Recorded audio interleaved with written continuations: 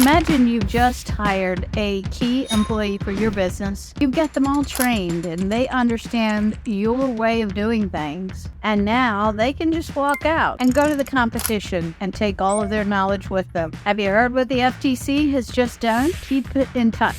Stick around and let's talk about the new rules from the Federal Trade Commission. I'm Donna Bordeaux, and the Federal Trade Commission doesn't normally get into too much of the lawmaking practice here, but in this case, they are following up on some ideas passed down by President Biden, who wants to get rid of non-compete agreements. Yes, you've heard it. The Federal Trade Commission has banned non-compete agreements now. You can no longer require an employee to stay at your company or not compete with your company if they leave for any period of time. The only thing you can do is if you've had senior management in place and had non-competes with them that are already in existence, you may be able to keep those in some circumstances, but they're basically saying that all non-competes right now, no matter when they were put in place, are void. They are not allowed to happen. They're banned. So you can no longer stop someone from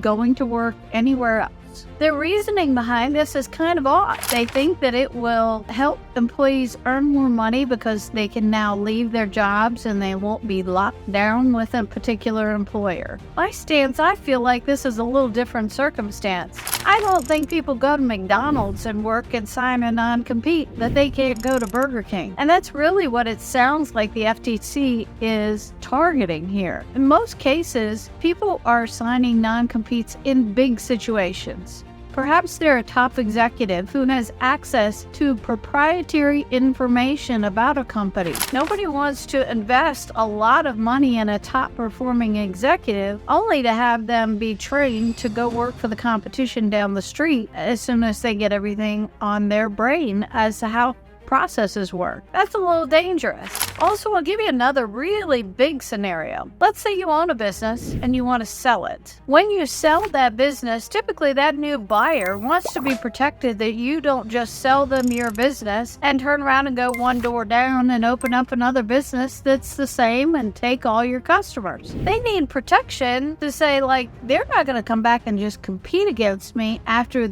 I've just paid them all this money for their business processes and their customers. If the non-compete is not valid anymore, you may have a tougher time trying to sell a business. It devalues the business if there are no repercussions for opening up a competing business 2 doors down the street. So what do you do if you really need a non-compete? Well, these are very new laws, so we haven't heard any possible ramifications and ways around them yet. But for a long time, I have always heard the premise that non-competes are very difficult to enforce, and they cost a lot of money if you have to go through lawyers to do it. So it's really more of a scare tactic in a lot of cases. But what you really want to do is start focusing your energies on creating ways that if somebody leaves your business and they take your customer, that they have to buy out that customer.